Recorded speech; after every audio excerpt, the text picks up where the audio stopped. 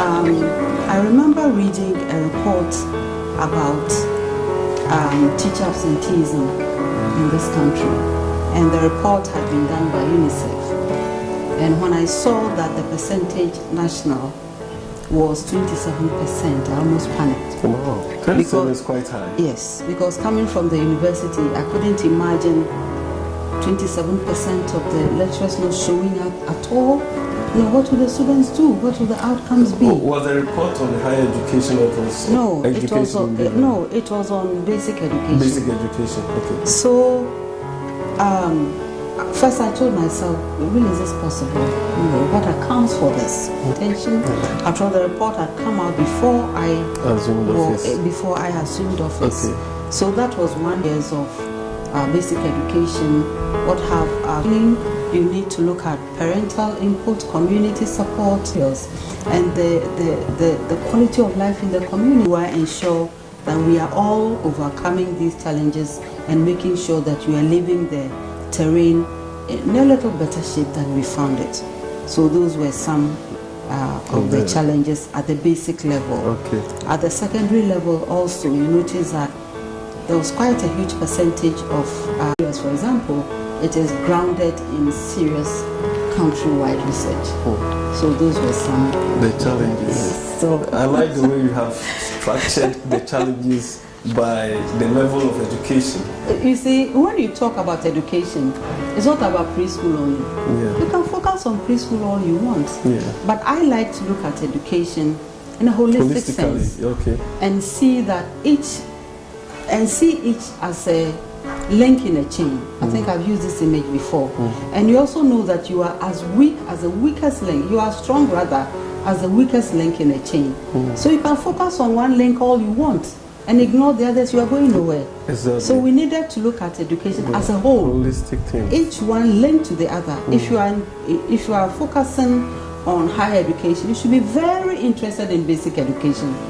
If you are focusing on technical education, you should be very interested in primary education because it begins somewhere. Exactly. And you know, it's like it's a back and forth. There you linkages. go. Yeah, like a machine. You know, the parts moving in tandem with each other. Exactly. So that is why you look at them. These divisions are made for sake of planning, for sake of upward mobility, but they are not like ends in themselves. Okay. Even when they leave the university, they're also going to the workplace.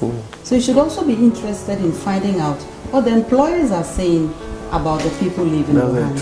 Tracer study. You see, so very critical. Each one should be linked. Okay. Now, is the education minister a cabinet member? Yes. Okay. Yes, you are in cabinet. Okay. Yes. So your voice is heard by the top level of leaders. Yes, okay. And it should be. Okay. And you've been appointed by the president, and you'll give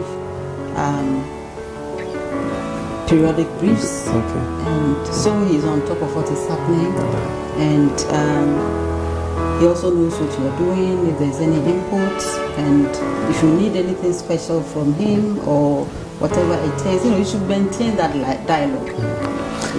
Okay, so we'll talk about the achievements later. Yes, no, in fact, I'm interested in just one achievement per structure, from the basic to the tertiary. One that's going to be tough, but because I'll there try. Are numerous. Yes, there are many. At the preschool level, we increase the number of structures and the number of teachers. That's very important. The percentage was low because it had been formalized not too long ago. So it was one area we really needed to pay attention to. And in connection with that, we have selected 7 of the colleges of education to focus on preschool training. Preschool have been, before then it had been handled through the Ministry of Social Welfare. Lots of people didn't know that. And therefore the training of the teachers had also come from a different quarter. They've done well in the past, but now this is on our hands. What do we do? And in fact, I was even thinking that we should go further. I wanted to see a whole college of education dedicated to preschool. And so that they'll also have a practice school. And that practice school should be architectured to fit the preschool, and that can serve as a model to private participants in preschool education to see what it should be like. Because if you go around a lot of preschools in this country, now I traveled around the country and visited thousands of schools, you notice that yes, it's my house, but the house is built for an adult. It's not a child's space. No. And so it is a child that is adjusting to the environment. And you just look at my wall, you may feel it's low. But if the child is 2, how high is the child? So if you can put yourself in the child's shoes, then it's like the lowest window is above your head. How would you feel? You see, we don't think about these things, but we should. Yes, it is the adult that should adjust to the child's environment and not the other way around. Yeah, so even the steps, everything there should be designed to fit. Yeah. You know, so you can see that even from that level, you also need to link up with the architects. So you see, we have our tentacles everywhere. So in terms of primary ed, preschool.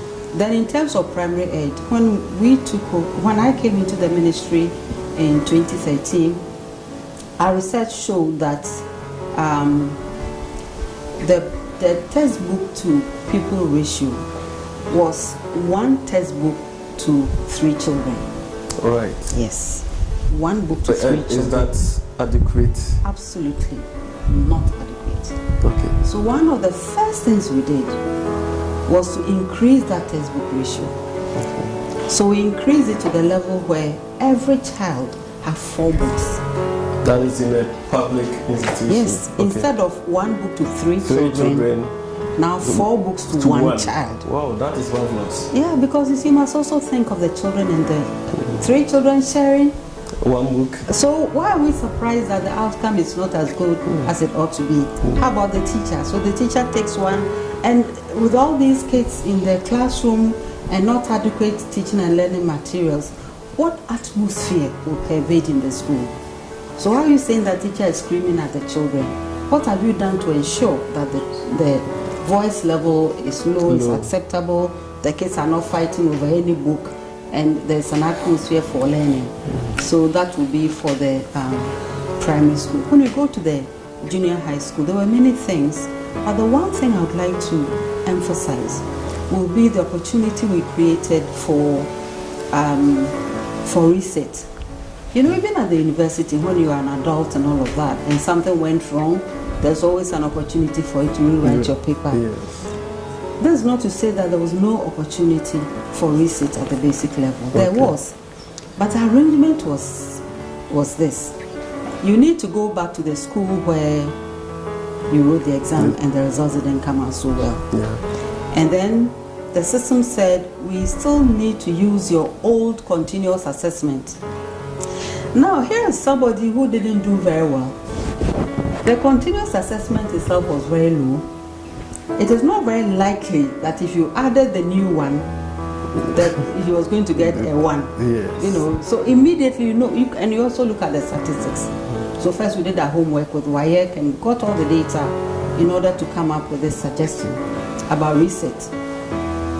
And the worst part is that, at that age, by the time the child is in JHS 3, he's 14 or 15, teens have their own set of issues.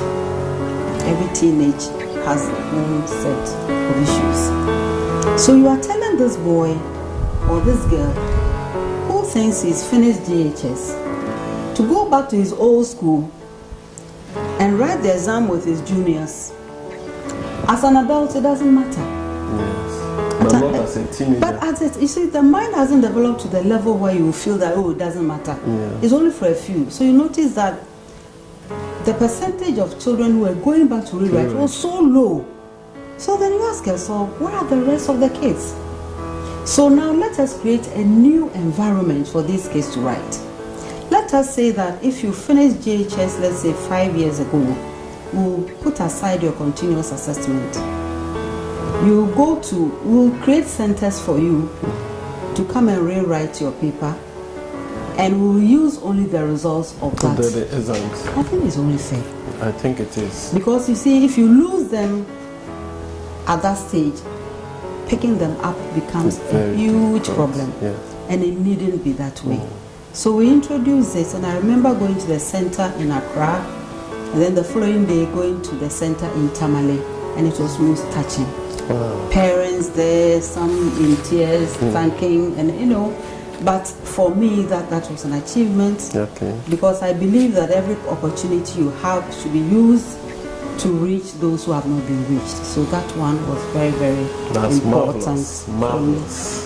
In our universities and other tertiary institutions. Rewriting, yeah, look, everybody avoids it, but it's not such a big deal. You know, but if at the 14 you are out, no, it's a loss to everybody.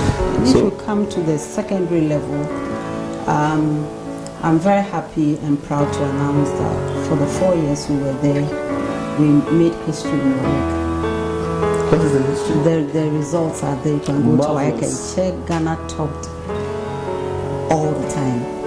And in fact, the last one was even phenomenal.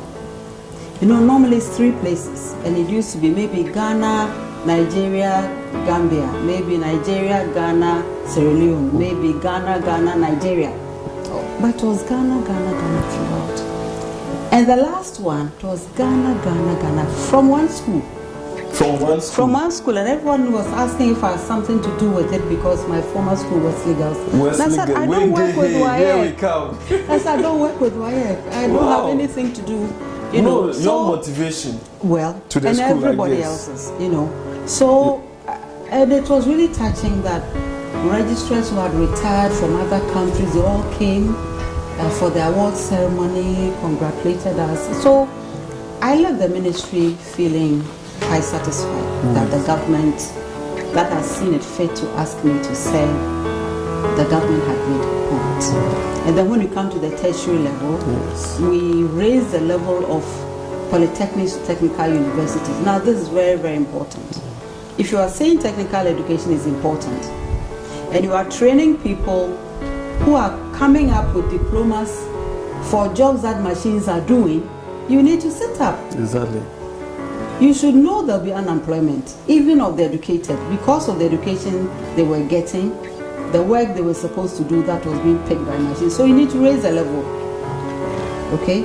And at the same time, if it's not everybody who has the qualifications to do the degree, they can do the certificates, they can do the diplomas. So all the 3 levels existed at the technical level. And really, you needed to raise the level of technical education.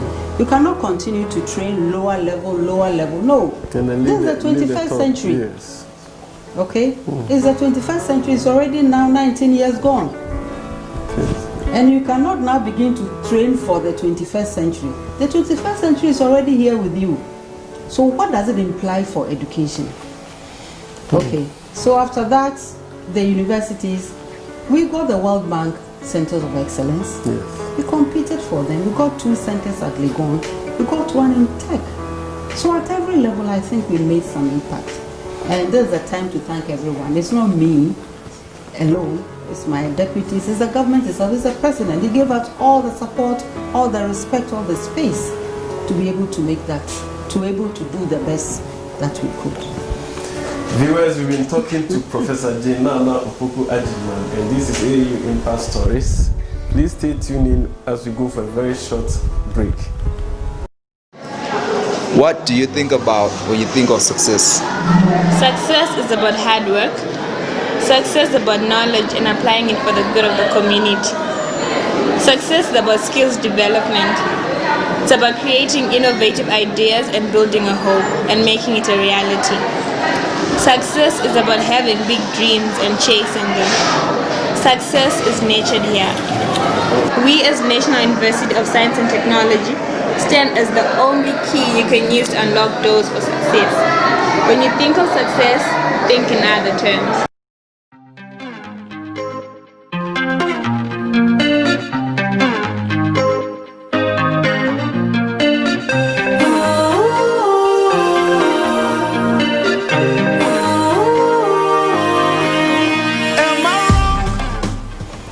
Welcome back, viewers, to AAU Impact Stories, where we are celebrating Professor J. Nana Opoku Ajiman on celebrating academic mentors. This is a professor who has 4 honorary degrees. You have a Doctor of Law from University of the West Indies, Doctor of Human Letters or Humane Letters. Humane Letters. Doctor of Humane Letters from Winston-Salem State University in North Carolina. Doctor of Humane Letters from Grand Valley State of Learning. It's a leading women's achievers. She has a leading women's achievers award. She has a global leadership award from University of South Florida. She has a Ghana Women of Excellence award and several awards. Significantly, our celebrant seems to like the month of October. Why am I saying this? She was the first female of a public university in Ghana in October 2012. She was the chancellor, or she was made the chancellor of Women's University in Africa in October 2018. She became Ghana's representative on the executive board of UNESCO in October 2009. Madam, what is special about October to you? Well, I wish I decided those days, but I didn't. You didn't? But actually, I was born in October. Wow. But I don't think there's any connection between that. This is marvelous. Now let's talk about your appointment as the Vice Chancellor of UCC in October 2012. Yeah. And as the first female Vice Chancellor. Yes. How did you break through the ranks? I know there may have been other competitors who may likely have been males. How did you do it? Yes, you were right. At the time of the application process leading to the interviews, yes, there were 5 other males and myself. 5 other males? Yes, but I don't think that was very important. I would like to believe that the panel was looking for a vice chancellor that they trusted could do the job. Okay. So I don't see it as a gender issue at all. Yes, I applied for it because I was convinced there was something I wanted to do. I've been at the University of Cape Coast all my working life. I've been everything I needed to be, from warden to head of department to dean to founding the School of Graduate Studies and Research. I've been on the boards and committees and all of that. And all the things I've ever done, this is the one I consciously applied for and I competed for. Yeah. And I was glad that I got it. And so were you a fulfilled person when you had it? You know, when you have it, it's the beginning, so you don't get fulfilled yet. It's the beginning. Okay. Yes, you wanted the position, now you have it. But then I had a vision statement, I had my strategy, you know, I had all these things laid out. One of the first things I did was to call a meeting of all the competitors, all of us, because I had never believed that I'm the sole repository of anything. Everybody has something to offer. do, and every other person could also have been from. And I think that helped. Yes, but again, to stay focused, you need to know why you are there and what do you think you can do in the face of the challenges. And I stayed the course. And where the society is going, where the nation is going, and why, you know, the fundamental question for me for a university. That's an entrepreneurial university. Well, you know, why was the rationale? Okay. There has to be a reason for it. What is that reason? Find it and fulfill that. Okay, yes, you are training people, that's important. So they should be of quality. Who is doing the training?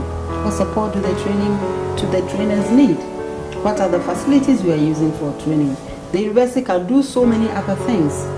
But what makes you a university? What is a university?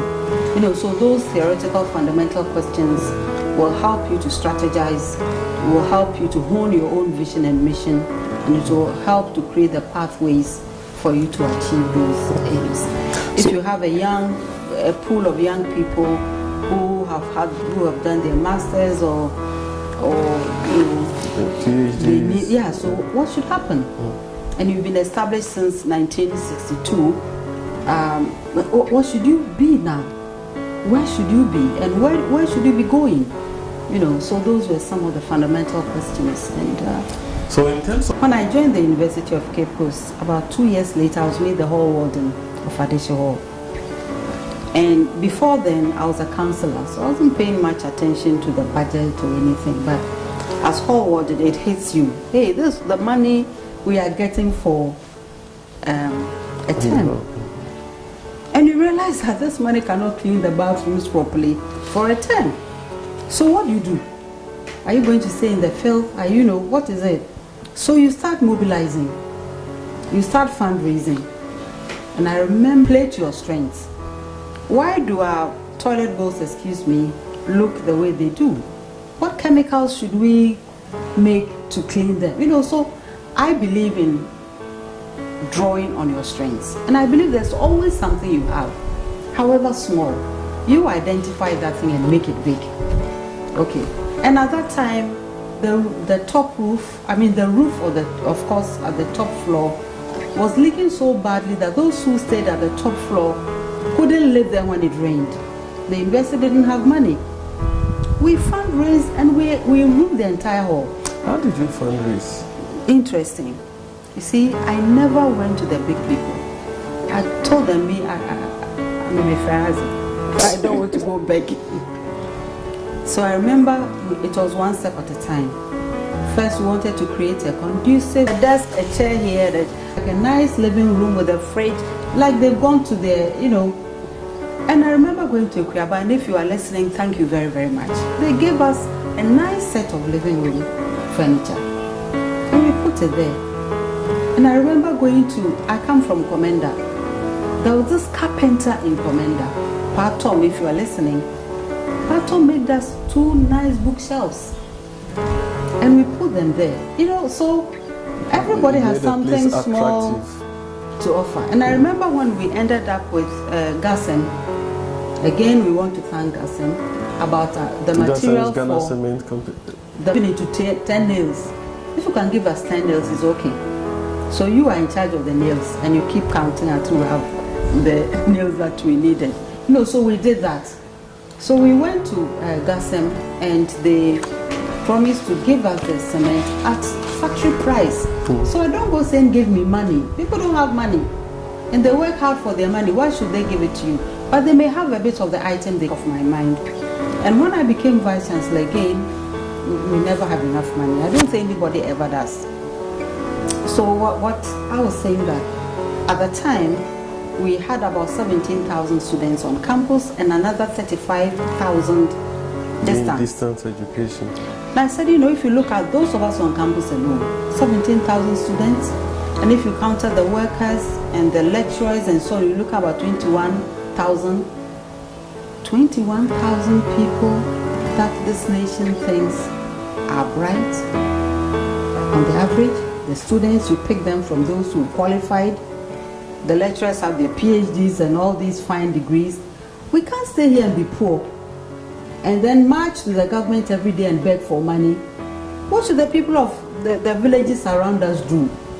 So I said, no, let us generate our own income. We had the School of Agriculture doing a fantastic job. We opened, they were already serving the community. We were already processing meat. So how do we expand our marketing?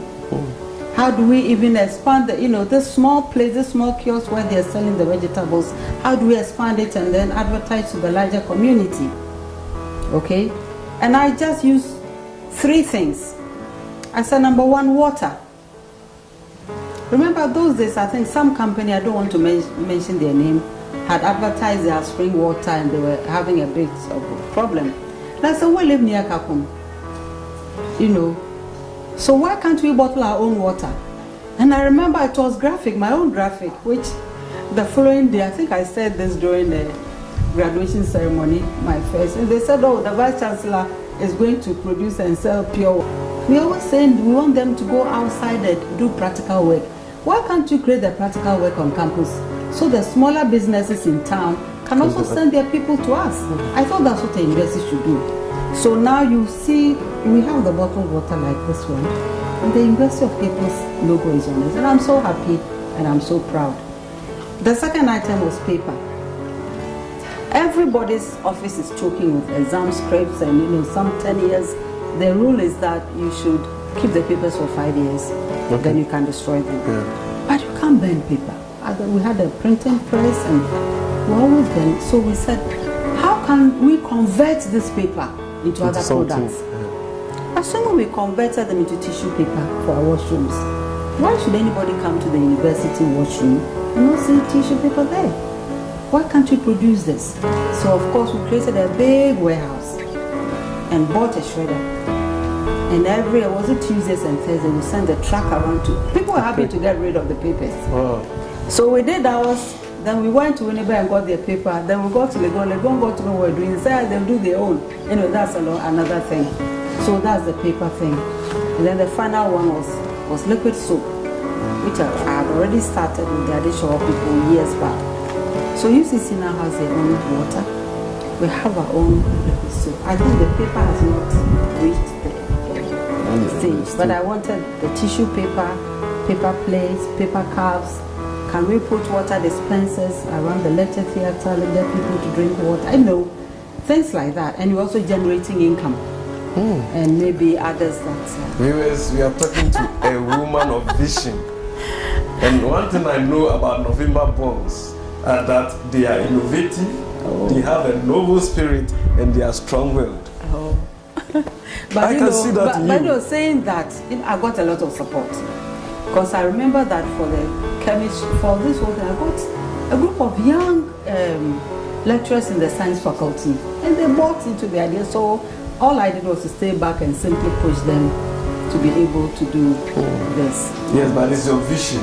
Well. You have the vision, the passion. Well, that too. And I thought that the university could work towards becoming self-sufficient. Okay. So with this fund, not only, with these initiatives, not only are we giving our business students places to, we give them opportunities. We have BCom, for God's sake. Yes. We have a school of business. How can we stay here be poor?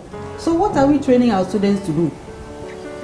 So let them see that the change is possible here, and then maybe some of our students are struggling. Yes, they have the student loan. How about even funding initiatives by students? How about funding initiatives by faculties? Yeah.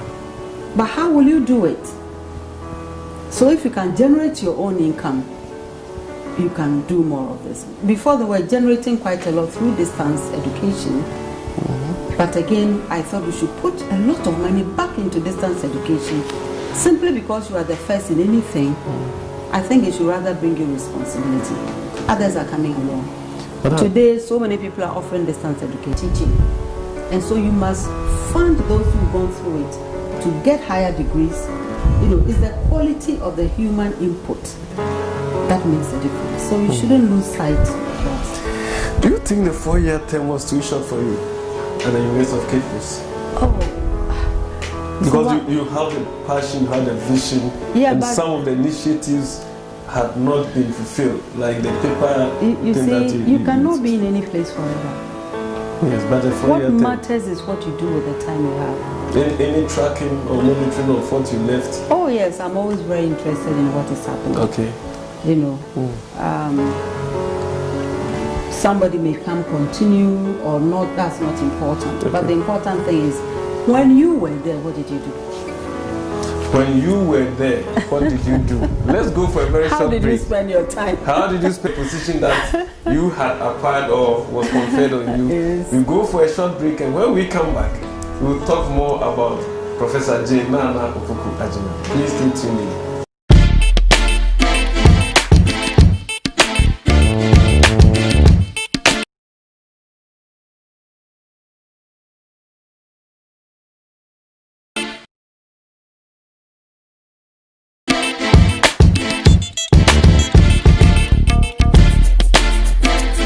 Are you an institution or individual? Do you intend to organize a memorable event to be archived for future reference? Then look no further than AAU Studios, because it's your best bet. With our spacious studio and state-of-the-art media equipment such as 4K Panasonic video cameras, KinoFlow lights, assorted microphones, live streaming machines and others, you are sure to get the best of production. Adjacent the National Accreditation Board or contact the AAU studio via the following addresses: info@aau.org, AAUTV@aau.org, Ransford@aau.org. Alternatively, you can call us on 0244 185 998 or 0244 693 342. Welcome back, viewers, to AAU Impact Stories, where we are celebrating Professor Jenana Opoku Ajiman. Professor has a lot of publications, but before we talk about her publications, she is also very passionate about the diaspora.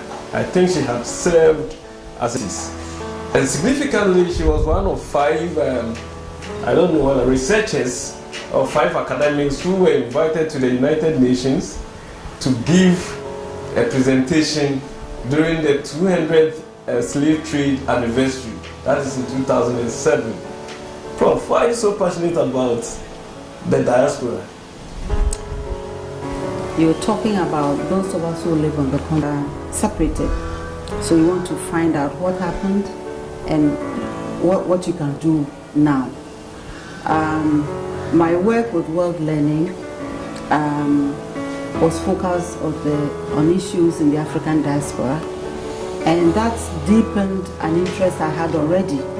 You know, you live in Cape Coast, you have the Cape Coast Castle. The Elmina Castle is close by. You're driving, there's the Amsterdam Fort in Cormancy and so on. And it just raises very interesting questions for you. What are these buildings? How old are they? About them. And maybe teaching the what do we have to do with Victorian people who don't even know enough about Ghanaian literature.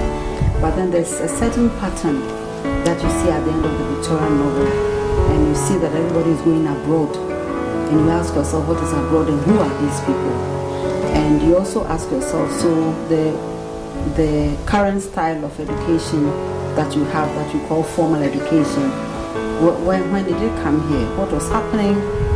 Where it was sent from? You know, so these questions answer many things for you. But focusing directly on the African diaspora is just, you know, these buildings are there. They connect us with some people. Who are they? How did they live? You know, where are they? What happened? And they are the kinds of questions you ask just to satisfy yourself. It's not the research you do. I wasn't doing this research for promotion. I wasn't doing this research to go to the United Nations. I didn't even know who knew. So it's one of the big surprises when I received the letter. And I think a bigger surprise was earlier on, maybe about 2004 or so, when I'd been invited to a conference in Senegal. And that was the first time I talked about the research I was doing. And it attracted a lot of attention. And I got to meet so many top historians in the area I didn't even know existed at the time, you know. So it is just that, and then we also then, you know, also being in literature, you read all these novels, and there's one particular incident I want to refer to, maybe two. One was when I was reading the novels of Roger Maes. He's a Jamaican writer, and even the language in some of the novels, Mpabwa was there, Dokuno was there. The local Ghanaian. Yeah. So you know, it really raised my imagination. You know, wondering what is this language doing so far away from home. And then the other incident was I had a friend called Rose, and when I had my first child, the one I said was born in October, Rose came to visit, and I gave the baby to her.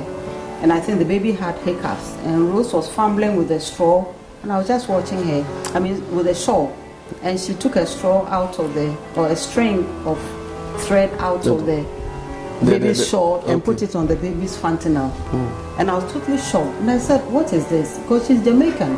And she said, oh, that's how we stop baby's hiccups. And I said, that's exactly what we do in Africa. So you see the connection, it became very strong at the time, and I became very curious because it wasn't in my syllabus. It wasn't, you know, my secondary school was in Cape Coast.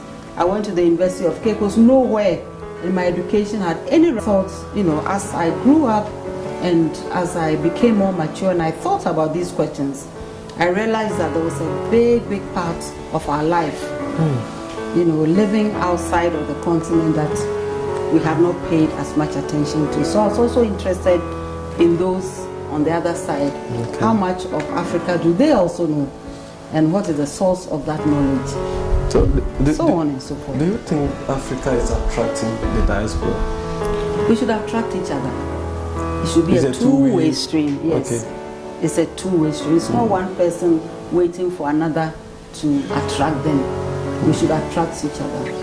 You know, if we begin to see each in the other, I think we'll make some progress. Okay. And if we begin to do the hard research for ourselves, instead of some of us reading only the accounts of the victor, we will go nowhere.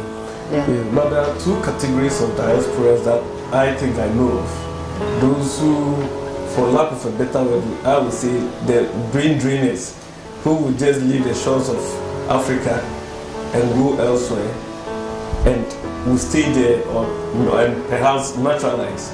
And there are those who maybe due to slavery but have been born there. How can we attract the academic diaspora to Africa? We should attract everybody, whether it's academic or non-academic, if they have a sense of home. But I'll talk about the two categories later. Okay. If you have a sense of where you belong, it's psychologically important. So whether they are professionals or whether they are non-professionals, there are people of all kinds. They'll be unemployed, they'll be employed, but they are still your family. Yes. So if you regard them as your family, you want to see them, you want them to be part of your life. Now, there are two distinctions you've made. There are two types of diaspora. You know, language is very powerful. It's very, very powerful. And it has a way of devaluing the experiences others have had. Right. The first diaspora you mentioned, they didn't get passports and decide to leave the continent. They were forcibly taken. So it's a different thing altogether. From I've been to school, I have a certificate, I don't want to work here, I'm leaving. It's a different thing. And if that person decides to come anytime and ends up at the airport, he knows where to go. The first category, where is he going? It's almost like the word slavery. There are people who are forcibly taken and enslaved and treated like chattel. Okay. So it's a different thing altogether. We can say modern day slavery and so on. I think we should find another word. Because then it dilutes the experiences of the first group. You know, yeah, so I've decided I don't want to live in Ghana. I'm going to cross the Sahara. Yes, you'll end up maybe in worse situations than the first. Yeah. But it was a decision you made. Yeah, things were, for whatever the legitimacy of the decision, you made it. This other person had no say in whatever happened and where he ended up. So I want us to tread very cautiously. The Ghanaian professionals abroad, they may be attracted home, they may not be attracted home. We may also like to see how other countries do it. How is it that in some countries, if you live abroad, insofar as you're holding their passport, you pay taxes to their country? Can we also look at that? Is that an option? How about other? I don't know, but I think we can explore other options. You cannot force people to live in space A or B. Okay, so it's a decision you've made. There are benefits that go with that decision. There are also challenges that go with that decision. Okay, so again, about being attracted to come home, about being force should never be used. Okay. But I think your sense of responsibility and obligation should be brought to you so that you play your role well. And I think many people will be very happy to do that. Thank you very much, Prof. Before we wrap up, let's talk a little bit about Professor Jaina Nopokwajiran as an academic. And normally academics, if you don't publish, you perish. You have published a lot. For that, we cannot even count. But then there are other fables that you have published. They are fictions. One of which is The Corpse That Laughed. But then let's talk about who told the most incredible story? Why did you choose this topic? Who told the most incredible story? And what is in that story? It's a collection of folk tales. Okay. First, I wanted to do like one big bedside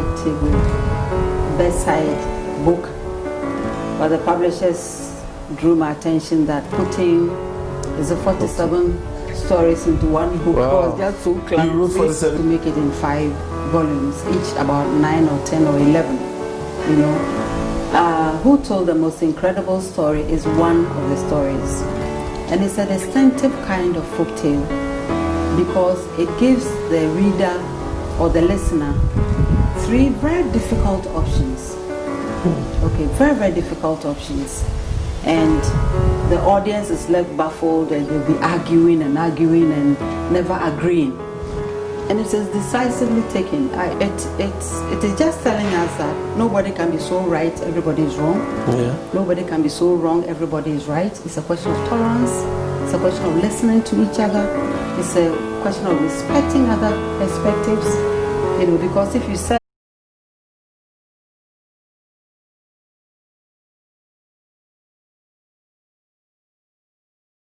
I teach African literature. You can use it to teach math, you can use it to teach science, you can use it to teach what can't really.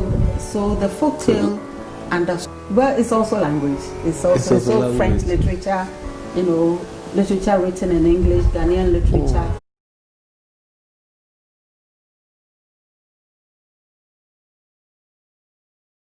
People are asking me, so when are we getting the 6th volume?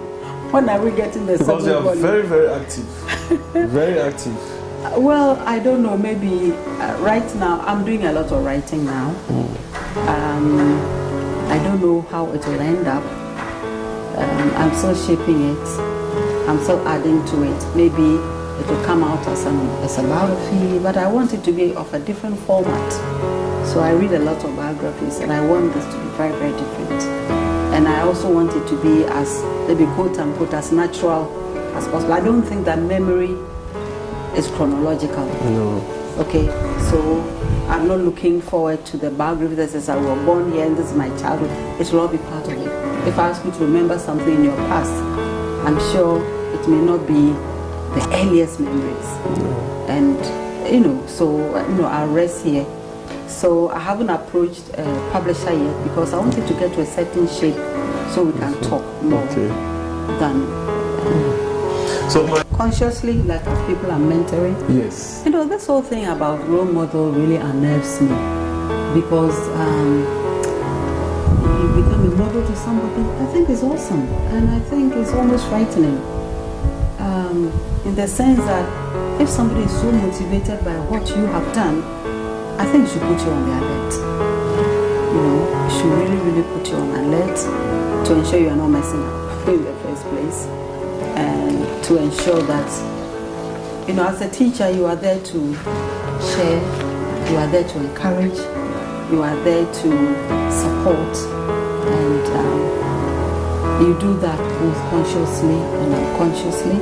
Some approach you, they want advice on this or that, and I'm very careful about giving advice. I normally talk about what I would do in that situation and allow you to make up your own mind decision, rather than to say do this, you know, because if you're not careful, you can also interfere with people's confidence, and then they'll feel if they don't come to you, then they can't make a decision, but they can. Decisions are not always good. You just hope they won't destroy you, but you can learn from the experience of that decision depending on the outcomes. You know, so viewers, as we normally say, a good conversation never ends. We've had such an engaging engagement with Professor Jinana Opoku-Agyeman.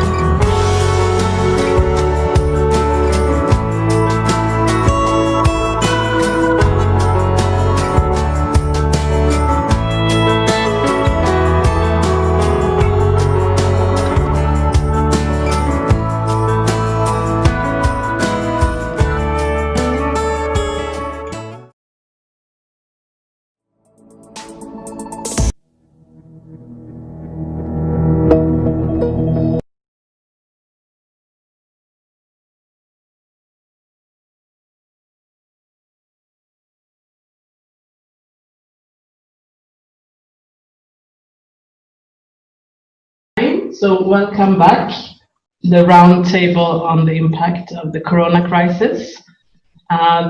This next hour is a bit more action-oriented. First, we'll hear from 3 students about their experiences, and then we'll launch into discussion. And I think we'll not take questions directly to the students, but make that part of the discussion. So please, if you have questions for them, take note of them somewhere so you don't forget, so we can have a useful and lively discussion. To introduce this section, I've asked my colleague. He's extraordinary professor here at the Nordic Africa Institute. And when we had an advisory meeting about this roundtable, he insisted there has to be student perspectives, and I'll leave to him to explain why that is so important. Thanks so much, Kaisa, and welcome everyone. It's a little bit absurd almost that the oldest participant, meaning me, I am as old as I look, opens now the round with the contributions by the 3 youngest participants in that chat. But I think age does not really matter when it comes to tackling social challenges and problems. While I think I'm a dinosaur, I hope that my mindset is a current one. And while I cannot, because especially my age group should learn not to talk as much as we do, but to listen more, and then think twice before we talk, I would like to share a few concerns which basically contribute in a nutshell to the debate. And they engage on 2 levels with knowledge production and knowledge transmission. And I think the one is class, and the other one is the meaning of knowledge. Now, what do I mean? And I have just 3.5 minutes left. With class, I mean there are social inequalities in existence. And we don't have to go back to Pierre Bourdieu, who stressed that as an important contribution in the 60s on the nature or the double nature of education. Class matters. Now, in our current societies, institutionalized access to higher education and the transmission of knowledge can be used as an instrument to reduce class. But if we now are forced by circumstances, then it's not part of a solution, but exacerbates the problem. The home situation of students reflects a class position. And the environment conducive to learning is the one of a middle and upper class. So students who are now relegated back to a home environment are facing the disadvantages which life on campus to a certain extent can reduce, not eliminate, but reduce. So I think we need to be aware of that. And the second aspect is the one of the so-called hidden curriculum. Pedagogy matters. And I believe that a transfer of humanist education, which I hope is the ultimate goal of education, being emancipatory and humanist, requires empathy and compassion, and that requires personal human interaction. While we can get along with a nice debate as of today, I strongly feel it cannot totally replace human interaction, which means eye-to-eye interaction, which means empathy, which means emotions, which means feelings as part of a learning process and the transmission of knowledge. Knowledge is not a neutral affair. It means empowerment also in the sense of human empowerment.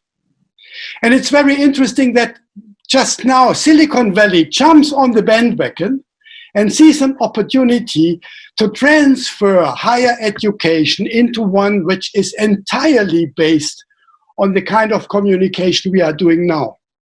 And an interesting comment in the New York Times magazine said, I quote, will big tech's entry into education reduce our humanity? And I think it's a challenge we are confronted with for the time in the post corona exceptional circumstances. And I think we should be aware that we don't enter traps. Yes, we can exploit opportunities, which by force of circumstances we are confronted with, but we should not throw out the baby with the bathwater. I would like to end with a quote from an article, and I will share with all of you the links to 2 articles which I feel quite relevant in that context. It says, this article, technology doesn't fix social problems. People do. But deployed unreflectively, technology can reify or even enhance social differences and inequalities, locking into algorithms very human decisions that are biased as the social systems they automate. And I think that's the risk and the danger I see. But that's the view of a dinosaur. Now it's up to us to listen to the young ones. Thank you for that introduction, Henning. And I'll call first on Claudia Esidentu. She's a final year student at private Ashesi University in Ghana. And I believe she does not have a camera, but we can hear from her. You have 5 minutes. We'll let you know when 2 minutes are left. All right. Thank you, Kaiser. So this is Claudia. She introduced me. And as she said before, I'm to give a personal reflection on how the coronavirus has affected me and what my school has done so far to, deal with this new pandemic that has affected the whole world. I, for one, have been stuck in my room for months since schools closed down. Personally, I'm not much of an outing type. But what is new is the feeling of restlessness that comes with knowing that you can't just go anywhere when you need to or when you want to due to the risk involved. I was set to graduate on May 30th before COVID-19. As an upcoming graduate, I had lots of plans to carry out, and it's sad seeing all these plans come to a halt.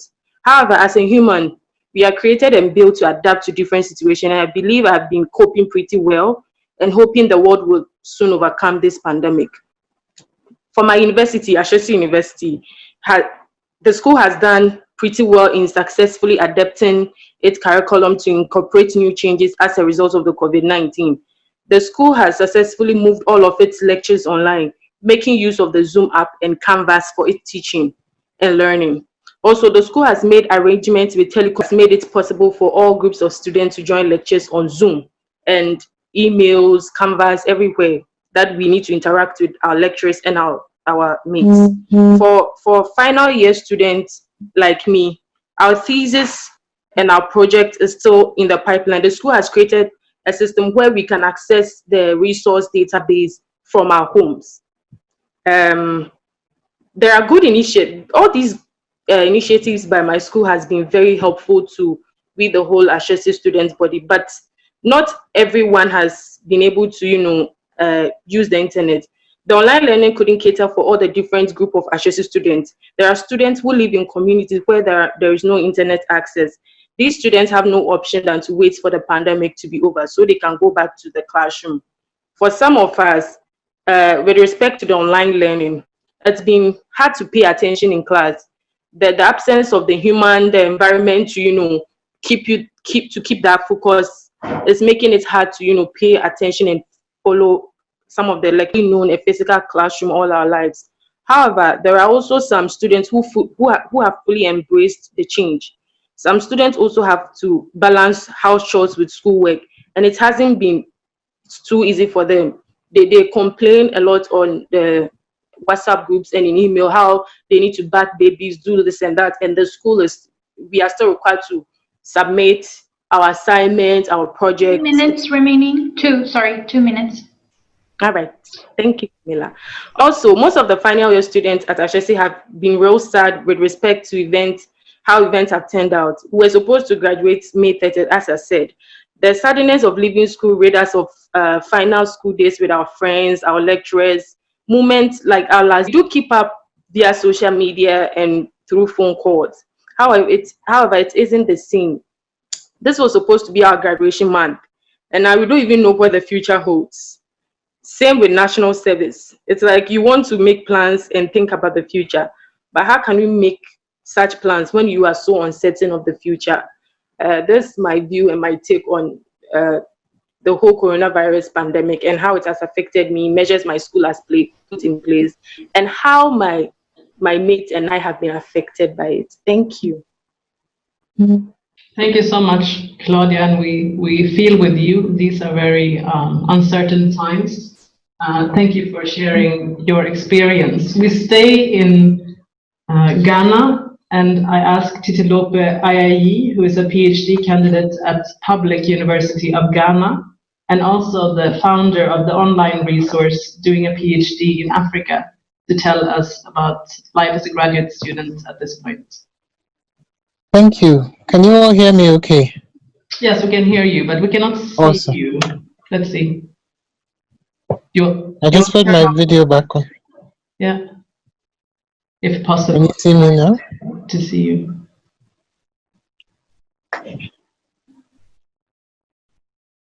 Okay.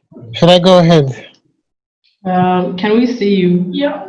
My video is on. Okay, sorry. It's just me who had a setting that Okay. can see you. There you are. Go ahead. Please, you have 5 minutes. Awesome. Okay, thank you. So, as has been said, I'm in the final year of my PhD, and I also coordinate an online-based community of PhD scholars across Africa, which is called Doing a PhD in Africa, which I think is a very good empirical illustration of how technology can be leveraged to support either PhD or other learning, and I can expand on that later since I don't have much time. So my university is also closed. It's been closed since March, and because I'm in my final year, I don't have issues with online learning. Although I see that we're starting to do Vivas online. I just started seeing the announcements last week. I haven't attended one yet, so I don't know how that's going to go. I also don't know what it means for graduation, but I'm monitoring the process. But I do know that there are issues with access to online learning for undergraduate students and for PhD students in their first year. At my university, the first year is when you do coursework. So the crisis hit in the middle of the second semester for most of these students, and I know that they've had challenges. And one of the comments that came from the PhD group that I was talking about is from Omolara in Nigeria, and she says, I'm reading, transition to e-learning is not working for some students. Some universities either don't have the right infrastructure or the lecturers are not well prepared to run online classes, and this echoes some of the things that were said earlier. The second issue area for me has been my field work. I was due to go to Lagos in March to do the final leg of data collection, which obviously is no longer possible. And this is an issue also for other colleagues that I've spoken to. And what I've done, how I've tried to manage this, is substituting the in-person for digital interviews. And that raises 3 issues. First is whether this is acceptable methodologically, and it's something that I still need to find out from my department. I'm in international relations. The second issue has to do with connectivity. I've had connectivity on my end and connectivity on the end of the participants that I'm talking to. I have had interviews where Skype wouldn't work. At that point, Zoom wasn't such a big, it wasn't such a popular platform. So I've had interviews where Skype was working so badly that I had to resort to WhatsApp. And I couldn't do a call because the other person's connectivity was bad. And so what we ended up doing was using voice notes. And you can imagine how stressful that was, having to wait for the person to answer and then listen before you can ask another question. The interview took 3 hours. It should have taken 45 minutes. And the other issue also is by doing it this way, you're indirectly forcing your participants to bear the costs of your research, and that has all kinds of ethical implications. And then the last point I had was about productivity. So I was supposed to go to Lagos to present a paper at a workshop there, which has been postponed. We don't know yet whether it's going to end up being a virtual conversation, but the purpose of my going there was to present something that I'm working on, which I was planning to get published later this year. Obviously, since that can't happen at the moment, then it has implications for when and whether, in fact, I can 2 publish. minutes remaining. Okay, thank you. For when and whether I can publish it. So it has implications for my writing process. So I think since I have 2 minutes, I'll just go back to where I started and talk about PhD in Africa very quickly. So some of the things that we've done, like I mentioned, were online based. So for example, we have had surveys, for instance, on the challenges facing PhD students in Africa, and the results of that survey informed most of the content that you'll see on our website, and I can share that in the link in the chat.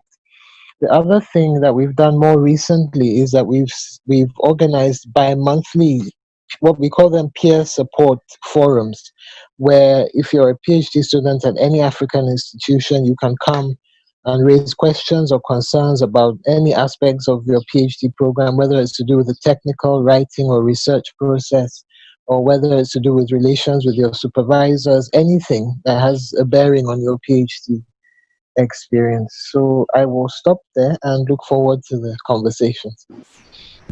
Thank you so much, Titelope, and so generous of you to also share your network with us and views from all your followers on doing a PhD in Africa. And please do share a link in the chat so that others who are interested can find your resource. Last in this part, we have Marcia Manhik.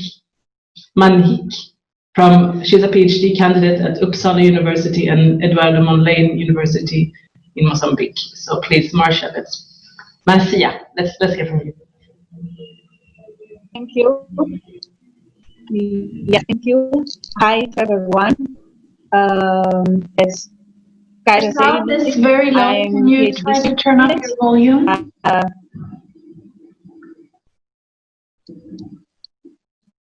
Okay.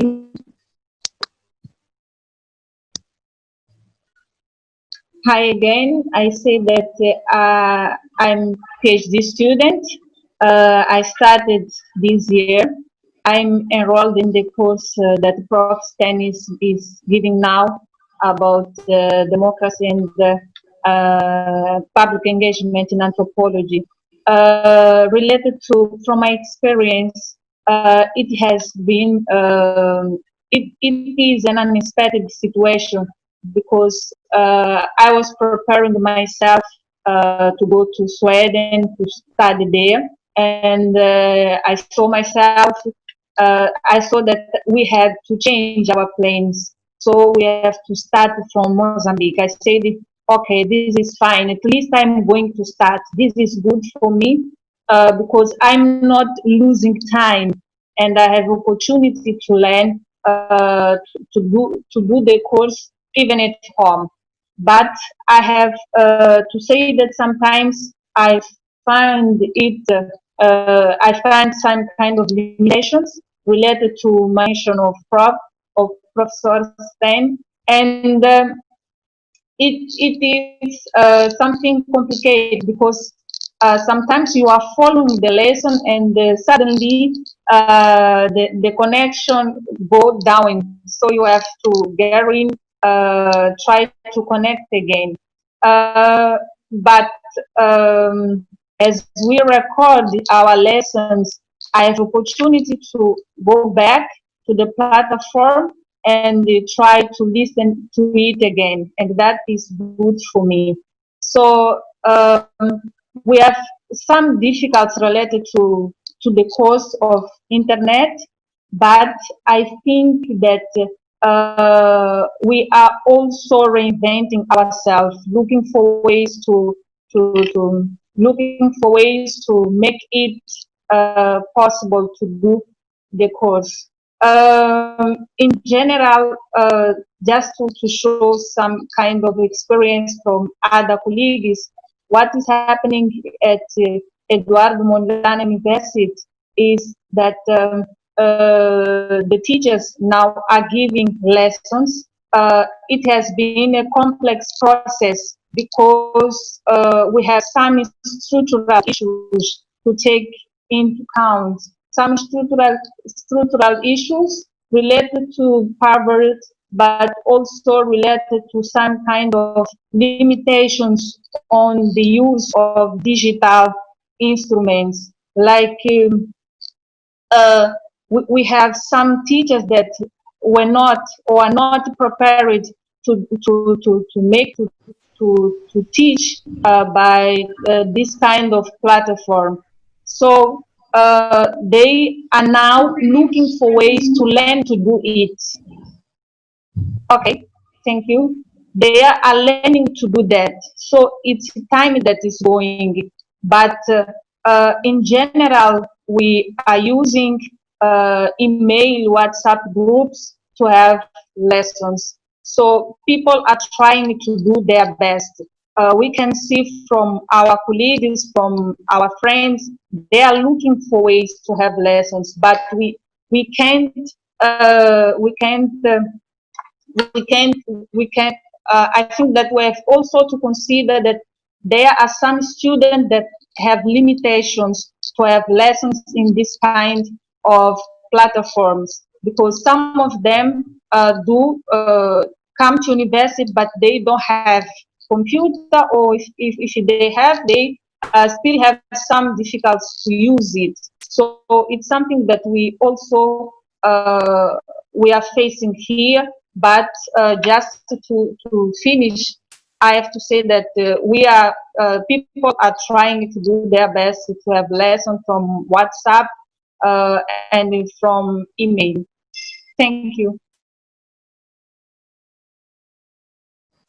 Thank you so much, Marcia, for sharing your experiences so far. Sad that you cannot be with us here in Sweden at the moment, but hopefully we'll get to see you sometime soon. I wanted us to launch into discussion. As we prepare to do so, I'd like to first call on Grace Idahosa, who's a visiting scholar here at NIE at this point. If you want to share your experiences too, I think are quite interesting with how COVID has affected you and your research that is also on higher education. So maybe you want to say one or two words. After Grace comes in, Desire had a question for Sten that was never addressed.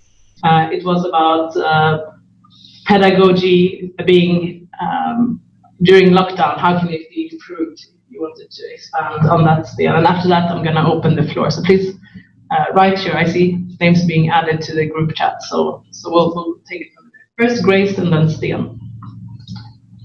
Okay, thank you, Kaiser. I'm not sure where to start, but I think the first thing to say is that at the moment I am stuck in terms of not being able to go back home. So there are no flights and anything. And for some reason, I didn't prepare my mind for that. I just thought when 15th Friday, I'm out of here, I can go back and get back into my work.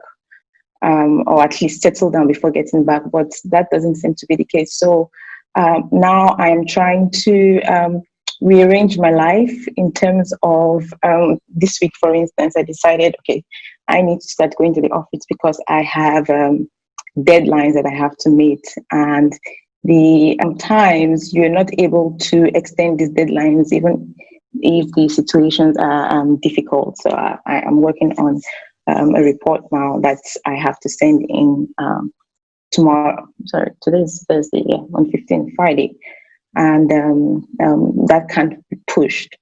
Yeah. Apart from that, I think it's another thing that's been challenging is and partly surprising for me is the mental health effects of this.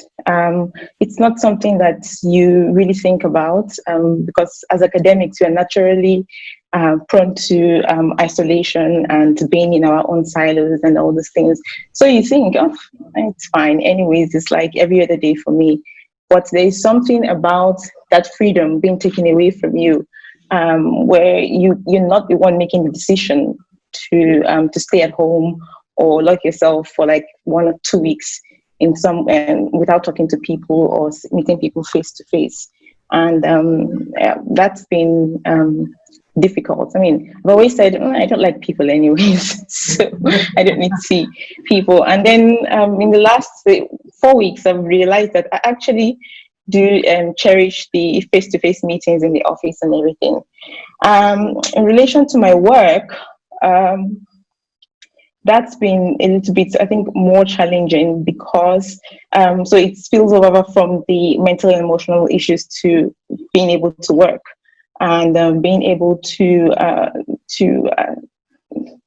do things at the same capacity or level that you were doing them before the pandemic started, and that's been difficult. I don't think I've been able to provide a solution for myself. Now I'm just trying different things. And I think the last thing I want to talk about is the actual work that I do. So my research focuses on agency in relation to transforming higher education. And in the last few weeks, I've had to think about the impact of the move to e-learning and the impact of digitization on say transformation, or even just the higher education context in general. And just on a side note, my research is mainly focused on South African higher education. And some of the things I've been thinking about are kind of the challenges that higher education institutions in South Africa face, because there's an intersection of race and class in terms of who has access at the university level, at the level of the academic, at the level of the student also, of who has access to be able to participate in these online learning in online learning processes.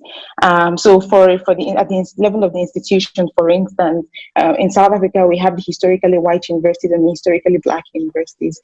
And the historically white universities are more equipped to be able to actually make this shift easily, whereas the historically black universities find it more difficult because in the first place, they do not have the lecturers are still giving their notes, paper course outlines, or they just send it via email. So they don't use like platforms like Blackboard or Moodle and all these things. Now they're having to, like some people mentioned in the presentations, now they're having... Research really is interesting because it looks at the nuts and bolts of transformation in the university, and as you say, you might have to shift a little bit with the corona crisis coming to London.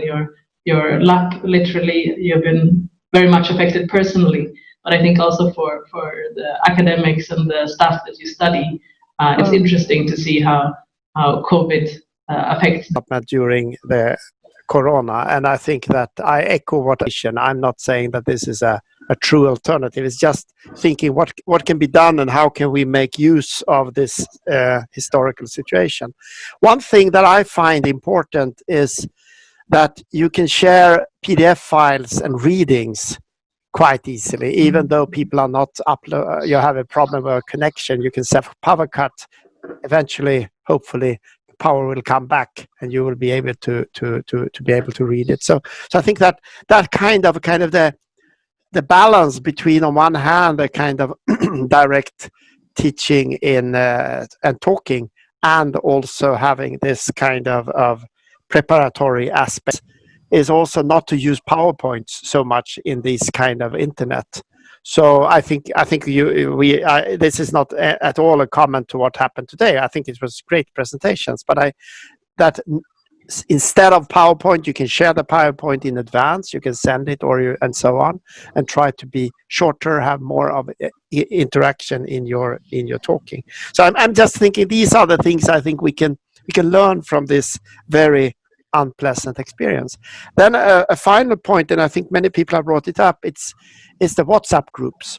I tend to say that an armed group that would like to affirm itself in the Malian turmoil, the first thing they do is to get a Twitter account or a WhatsApp account.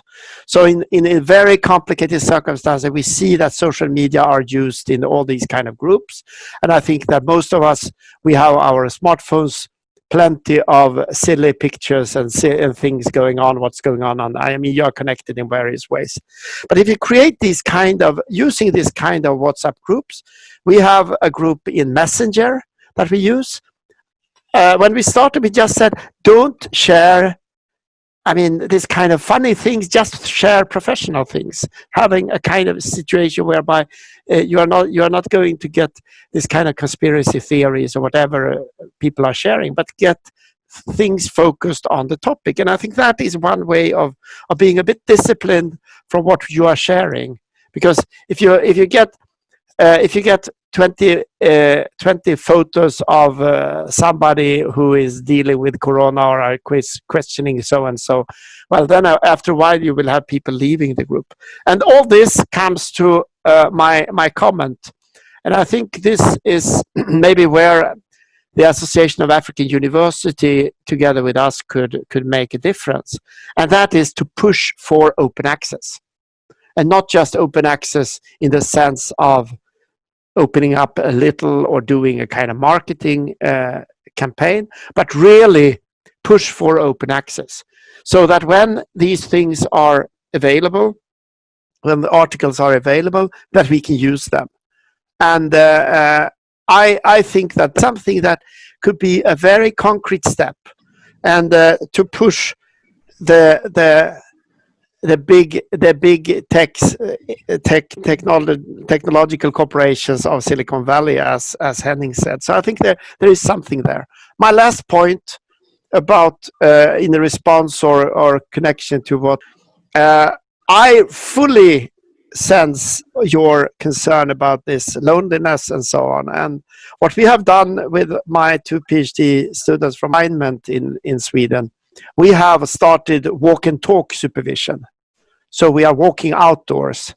So we are walking to Gamla Uppsala, we are walking in the forest, or we are walking and as a way to have a kind of meaningful social interaction. Because I think we have good reasons to be very worried what this happens to us psychologically and socially, and even more so if you are not at home. Thank you.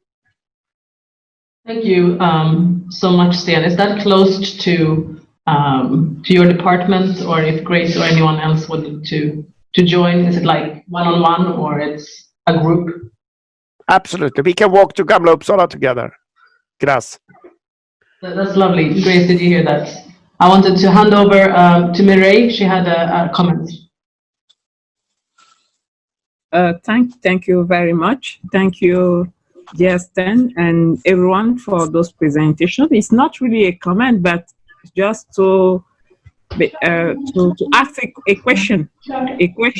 Yes, about electricity shortage. I would like to know, maybe be more to know, know if it's a particular problem in Cameroon or in Central Africa, or there are other states in Africa that face the same problem. Because I think without electricity access, we can't have access to internet. So it's just a question I'm addressing to university staff, academics, other places in Africa, just to know, to have a view, compare. Is it how does it work in South Africa or West Africa? Because here in Central Africa, in Cameroon in particular, it's a great problem. Almost all the regions are affected about that, and we have been really affected during this particular that we've been making about Africa has so much sun, but how are we using that as an alternative source of power?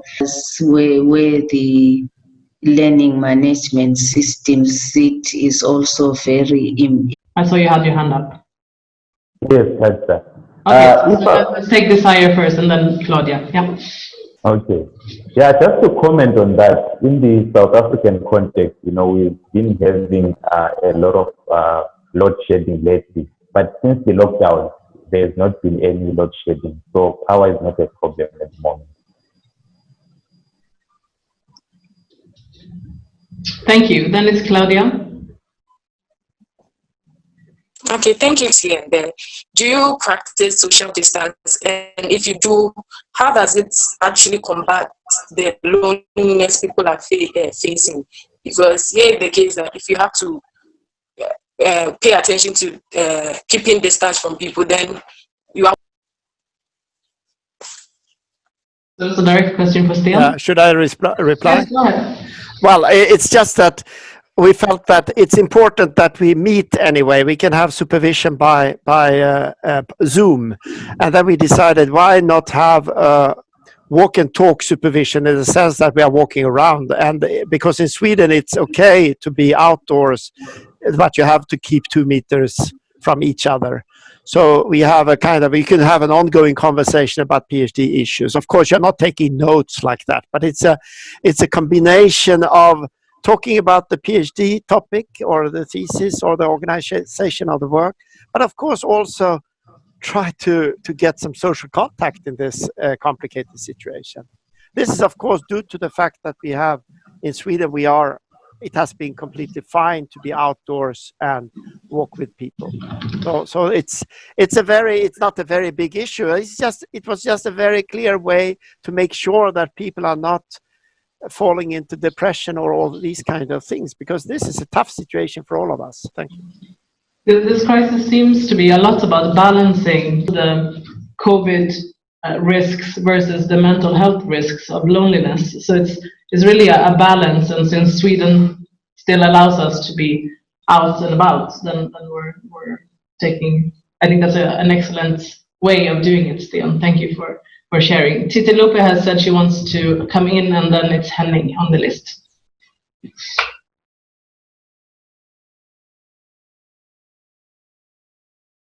Okay, can you hear me? Yes, now I can hear you. Okay, so I just wanted, it's not about power. I just wanted to flag something that came up on Twitter. I've been tweeting certain parts of this conversation.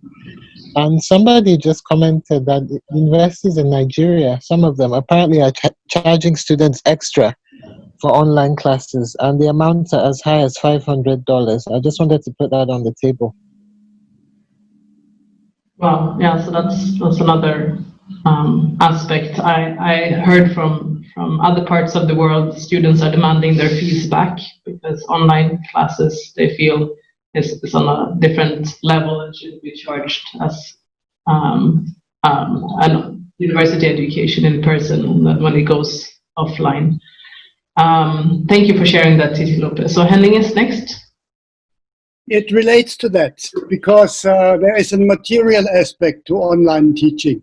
And it's not only access to power, it's access to internet and the costs. Again, from Namibia, students who have been purchased it through their private cell phones, and then it's at exorbitant costs because telecommunication in some of the African countries is charging an arms and a leg. And then also you have the limitations to circulate PDFs for download. And again, it brings back the social background and the material background of the students at the receiving end. We need to be constantly aware that when we discuss these technologies, we are facing social economic realities which provide opportunities for some and deny opportunities to others.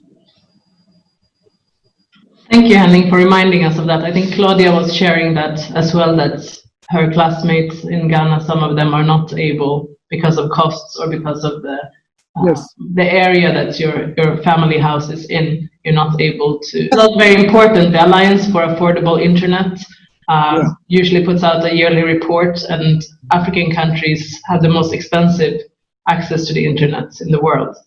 Yes. And may I just add, because that showed the importance of listening to those on the quote-unquote receiving end, because all three of them, in one way or another, highlighted those constraints, which we sometimes tend to lose sight of. And it's so important to consider that perspective and bring it in. I'm so grateful that we had these three voices. Well, it was much thanks to you. So thank you for hosting them. Marcia is next. Yes, just to add the comment related to the costs. One of the issues that is being discussed in Mozambique is related to the fees, because we have private universities and they want to charge for those marks that the people have to pay or not. And the students and their fathers doesn't want to pay, because the student